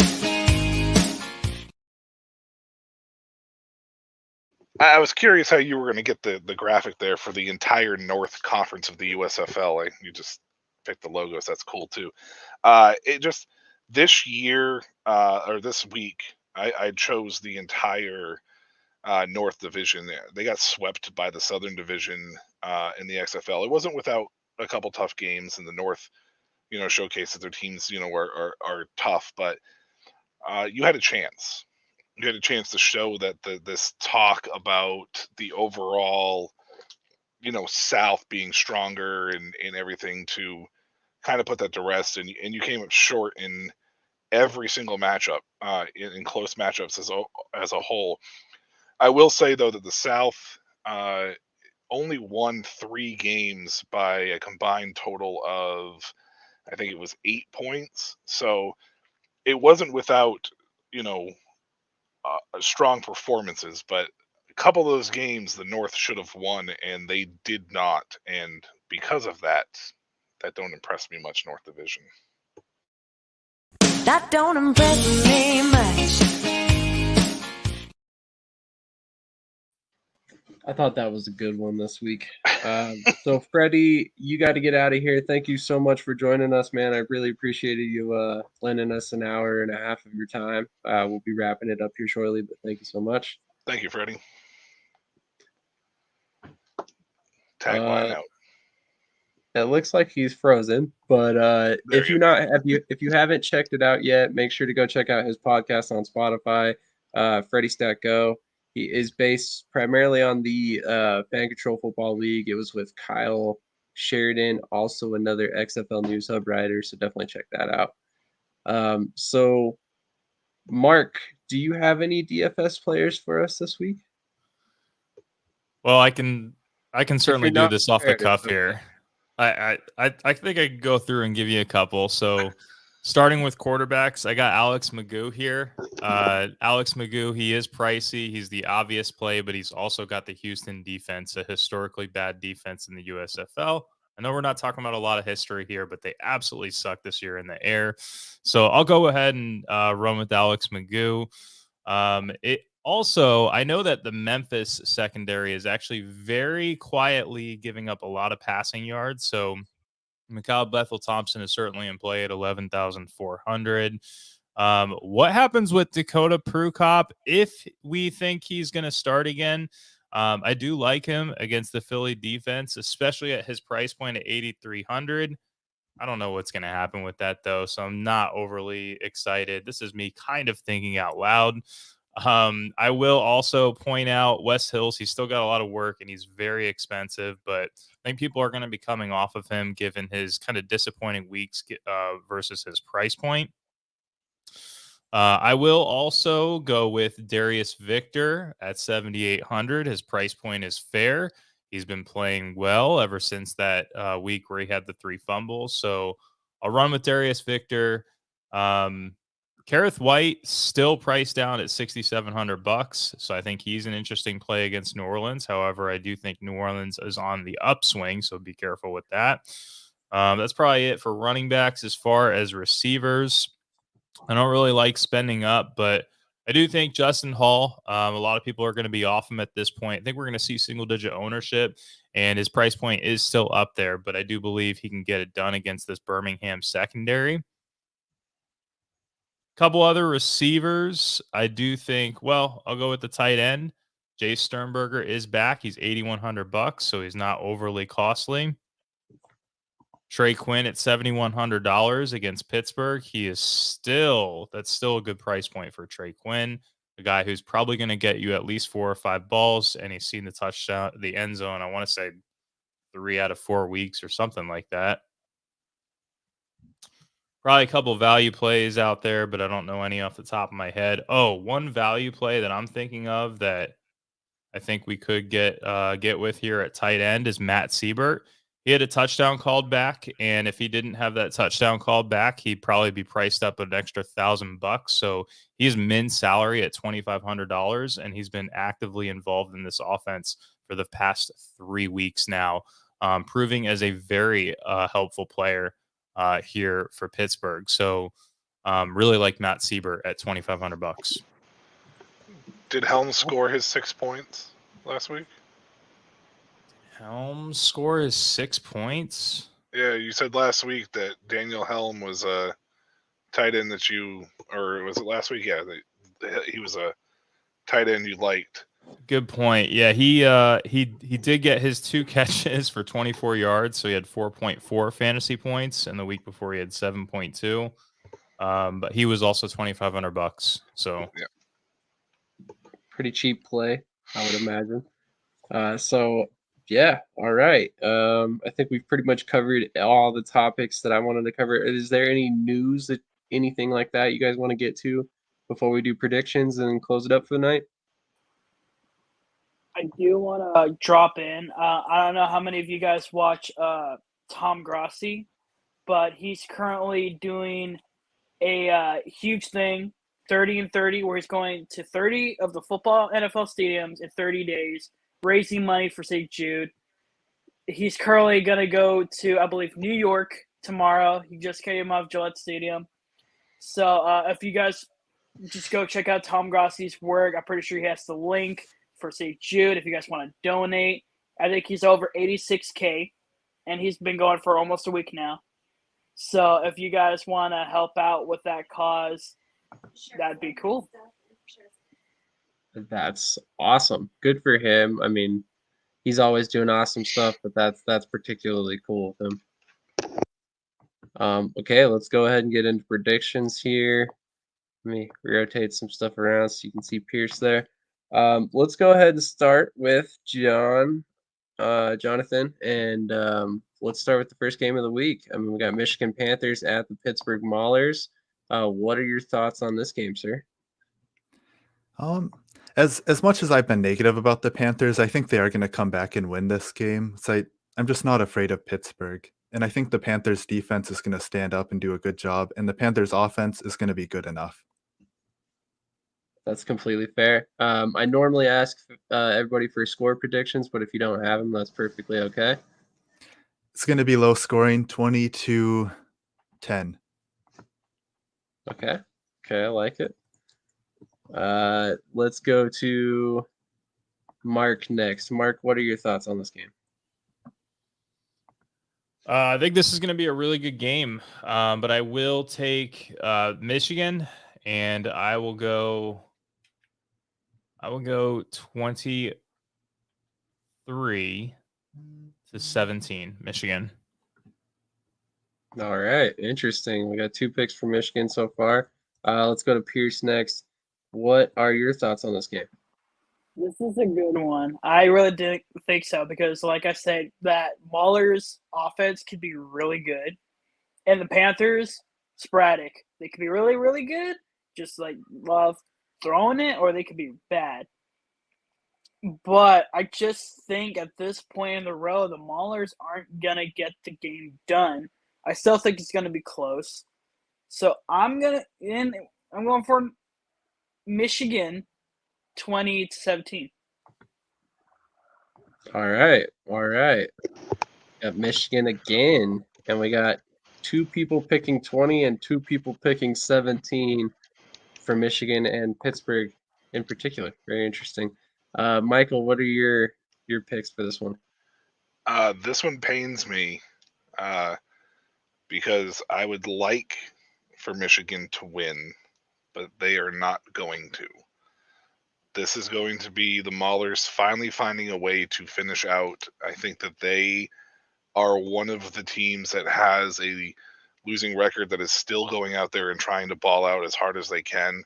Troy Williams is really coming into his own, and I think they moved to Madre London, kind of shore up their running game a little bit better this week. And I think Pittsburgh is going to eke out the win 24-20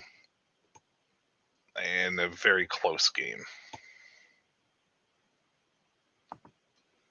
Okay, that's very fair. I was actually going to go with Pittsburgh as well. I'm kind of surprised to see everybody picking Michigan. I get why you're doing it. I know they've been very good on the road so far this season.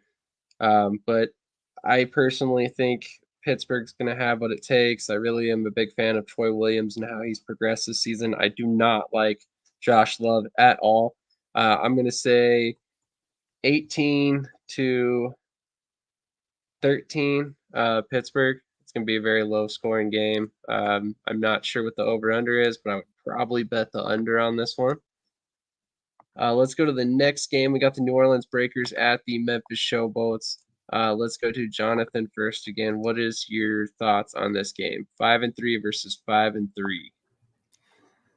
I think this one is going to be pretty close and a little more high scoring than my last prediction. I'm going to say 27-24. I think McLeod's going to throw for over 325 yards, just around there. What was that score? I'm sorry. 27-24 in favor of the Breakers. All right. 27-24. All right, let's go to Mark next. What's your thoughts on these games? Yep, I'm going Breakers. Gonna go 27. Man, that 27-24 score is good. I'll go 27-23 just to make it a little different. I like that 27-24 call. 100%. Pierce, what are your thoughts on this game? And this statement is completely true. I do. I finally think the frauds known as the Showboats finally get a loss here.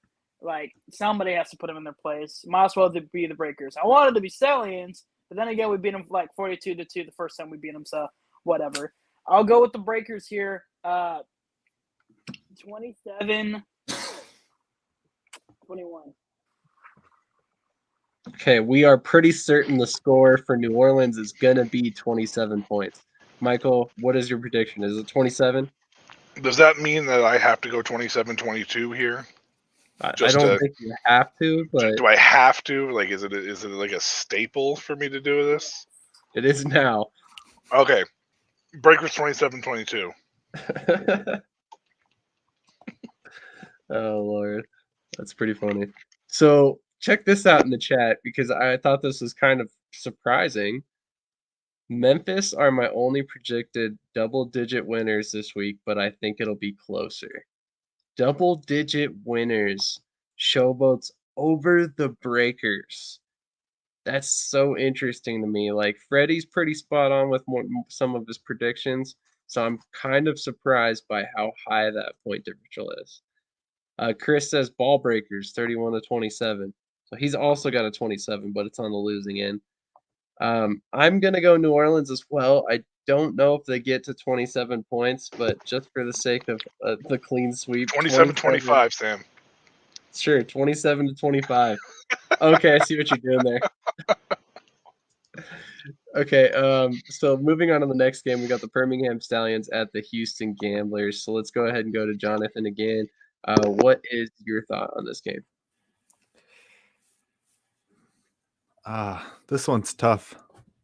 I think I'm going to go with the Stallions because Magoo has just been so good that I think they're just going to keep on winning. So I'm going to say I'm going to keep the 27 trend going, 27-20. All right, let's go to Mark next. Mark, what are your thoughts on the Birmingham Stallions at the Houston Gamblers? I'm going to go Birmingham, and I will run out a 31-17 score. All right, Pierce, what are your thoughts on this game? Birmingham by 1 million? I wouldn't say by 1 million. I actually think it's going to be just as about how the Stars game went out. I think it's going to be very close. I hopefully would think that the Stallions do a better job, keeping Thompson in check And honestly, like I said, if gamblers keep a heart in, I'm not scared. So ultimately, I still will go with Stallions, but I'm going to go 24-21. Michael, what are your thoughts on this game? Am I the only one that isn't sold on the QB play in Houston right now? I don't like it. Because I think it's absolutely been terrible, and I think they're trending in the wrong direction. Like, I think it's absolutely heading in the wrong direction, even though they won last week. Mark stole my score. So, just to be different, I'm going to go 31-18. That's a tough total. 18. 18, yeah. Well, they're going to do it somehow. It's going to be all field goals. 6 field goals. Yeah. Mark Thompson touchdown. Guys, we're down by 2 touchdowns. Let's kick a field goal. The Houston Stars lose 31-18. The Stars and the Showboats, they can do it too. Could be 3 touchdowns with all missed extra points. Or maybe they went for 2 every time. You never know. All right. Well, man, I don't even know how to follow that one. I don't think Birmingham gets 31 points in this game, so I do see it closer to what Pierce said of a 24-21. I really like that score, actually. I think I'm going to go 24-20, just to be slightly different than his score, I guess. And then the last game this weekend, Philadelphia Stars at the New Jersey Generals. Let's go to Jonathan first again. I just looked it up. It's supposed to be raining in Canton that day, so I think it's going to be extra low scoring. I'm not super afraid of either team's passing game. I'm going to go. I think the Generals are going to break through and finally get their 3rd win, and the North is going to stay super tight in that playoff race. I'm going to go 14-10. All right, 14-10. New Jersey, interesting. So let's go to Mark next. What are your thoughts on this one? Yeah, I got New Jersey running the ball all over Philadelphia. So, and I do agree. I think both teams are going to try to establish the run. So I got the under on this game, and I'm going to go with 23-13. And Pierce, I donated, so let's go. Very nice. Love it. Pierce, what are your thoughts on this game? And way to go, Mark. I love that. Appreciate it. Yeah, like you guys, if it rains, I expect it to be running. And like honestly, I do pick Victor over, Williams and Colburn, but I think that the Stars will just have the better, I think, deep threat, like huge big play type of edge of like Corey Coleman going deep. And I think they could be able to pull off a couple big plays. Not saying that is going to be a shootout, but like I feel like the Stars have an edge of just being more explosive than New Jersey. So I'm going to go with Philadelphia on this one. I go 20-14.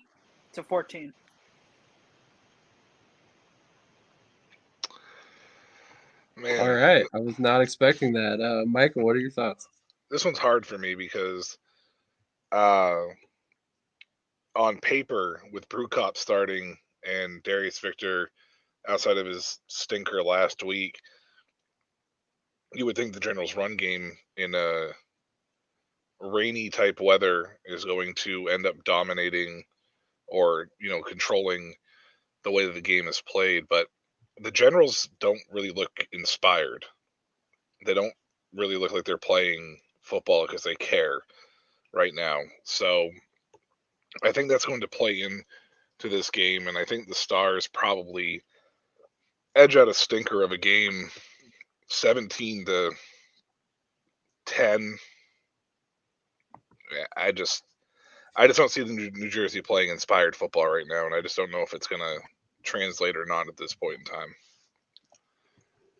Your take is echoed by many General fans, I'm sure.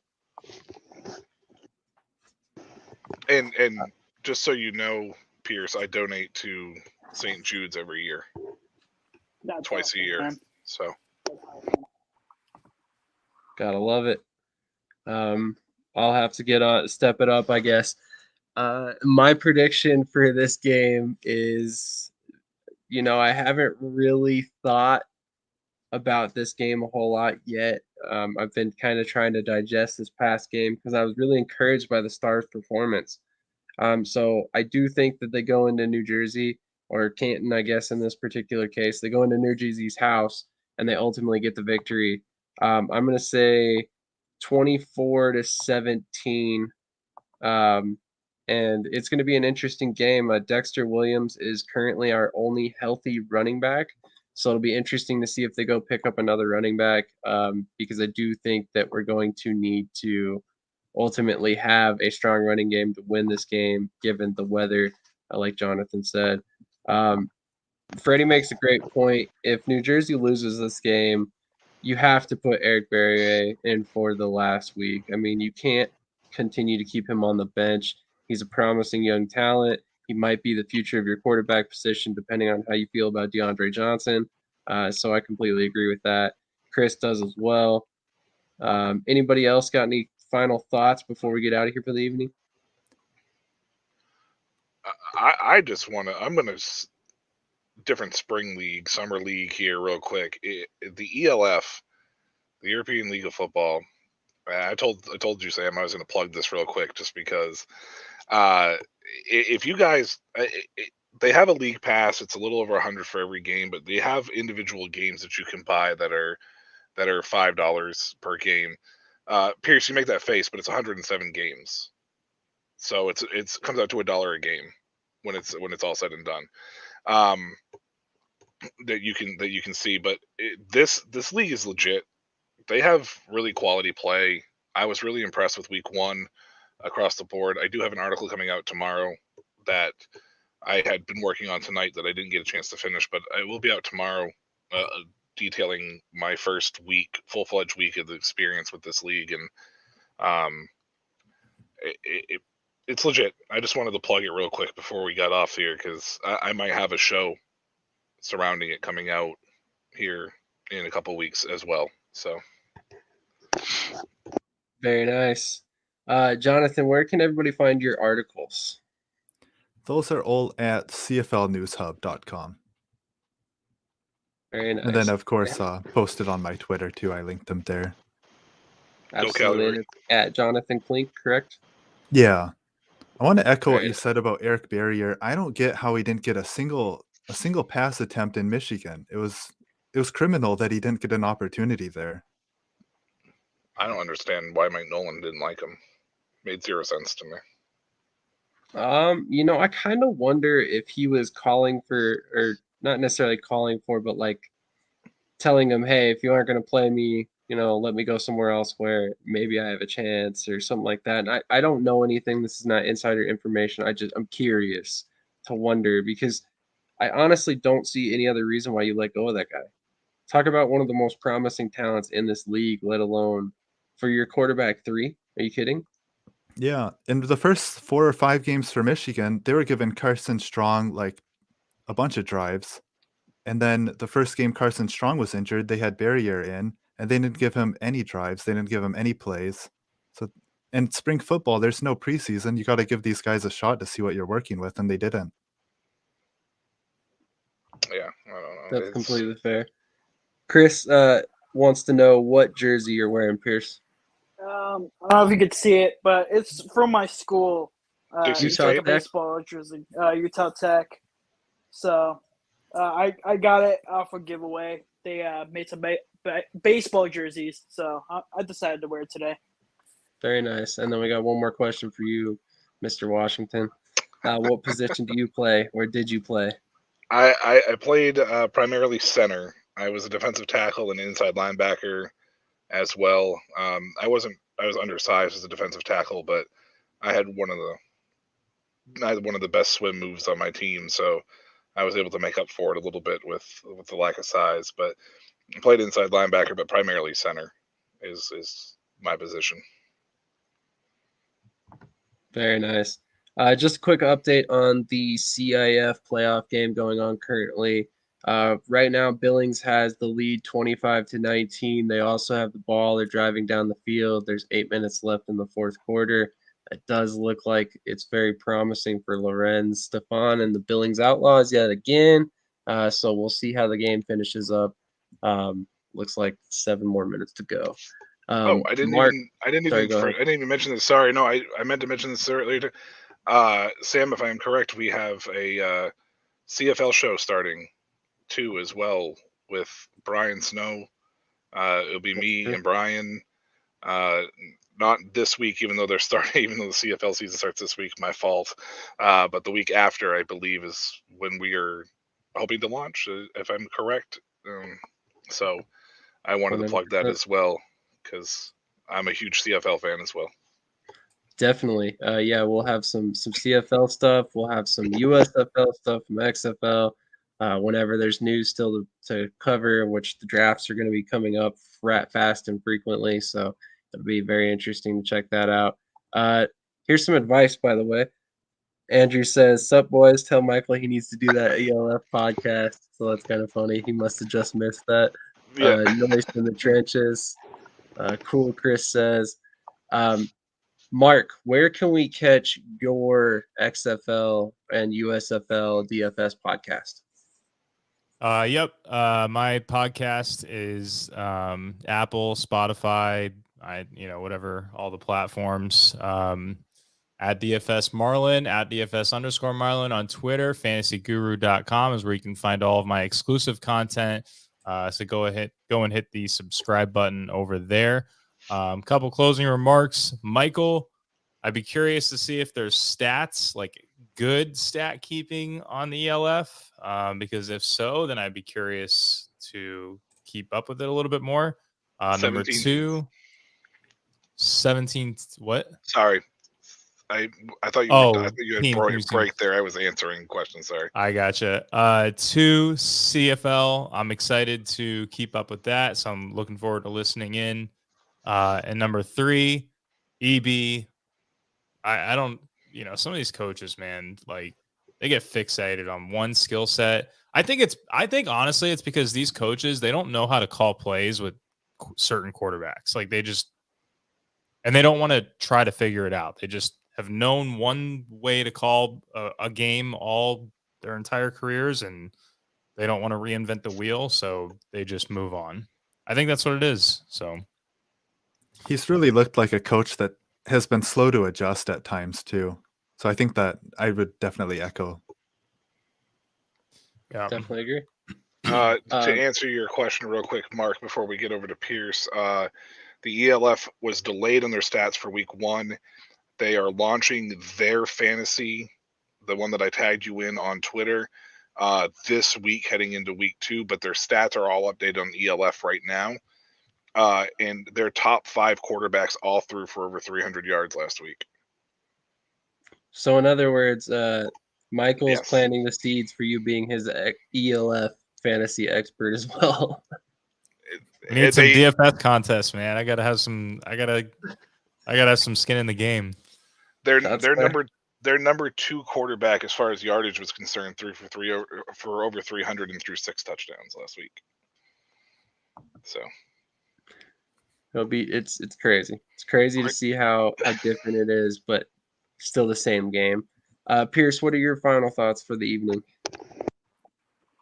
So, just to reiterate, Pierce Sports Productions. Find me on YouTube, Twitter, Instagram. I'm all there. A week ago, released a video about Quentin Flowers, who is a USFL Bowl legend, made it to the Hall of Fame. He was on the Fan Control Football League with the Beasts. He was in the XFL with the Vipers and the Orlando Guardians. So check that video out because it's a really good story, So check that out. I'm also sitting on a couple scripts right now, so be on the lookout for it. Some new content, and I'll be here as well, doing the show every week. So very nice. Looking forward to next week. Jonathan, thank you so much for joining us as well. Mark, thank you again for making the time to come out and join us as well. And then next episode, we'll be talking some playoff. Playoffs? Don't talk about it. Playoffs? You kidding me? Playoffs? I know I didn't edit out that CIF there, but I had to use it while I had it. Freddie says I'll have to drop my QB ratings in the Discord tomorrow. So if you're not a part of our Discord server already, make sure to go hop over there and join us. We do put a lot of stuff in the Discord that we don't put out on our social media, just strictly based on who's in there. It's a little bit more, I don't want to say exclusive, but it's kind of how it is right now. There's only like 40 or 50 people in there. So a lot of stuff gets shared there that you wouldn't necessarily see out on Twitter or Facebook or something like that for us. And then Freddie says for ELF, just to be clear. Anything else before we get out of here? I'm going to take that as a no. Thank you, everybody who joined us. Thanks, Andrew Murray, for tuning in there at the end. And then, yeah, like he says, playoffs, I'm just hoping we can win a game. That's probably exactly what every New Jersey Generals fan is thinking right now. But I'm going to leave you with this little gem, and then we'll get on out of here for the night. This is Brett, and you're watching Shady Sports Network. Tune in, hit that like button. You might wonder, what do these guys do? Player signing announcements. I never in a million years thought you would actually come on to break this news. So without further ado, go ahead and tell everybody what happened today. Yeah, man. I just had to work out with the Cincinnati Bengals. And, signing me right out. Without further ado, I'd like to announce that, I'll be taking my talents to Salina Liberty. This just in. The Major League of Football is reportedly collapsing, unable to pay hotel room bills, with players being kicked out of their rooms and hotel managers asking them to leave voluntarily without issue. And then we got Lions wide receiver Williams is debuting this week as a starter. That's something to look at as far as the eye test goes. And then another one on the eye test is Mostert might be coming back to Miami. And we can see if he has a role in this offense and see if he can be viable for the next couple weeks coming and help us in the playoffs and possibly towards a championship. That would be very nice because he's sitting on my bench right now.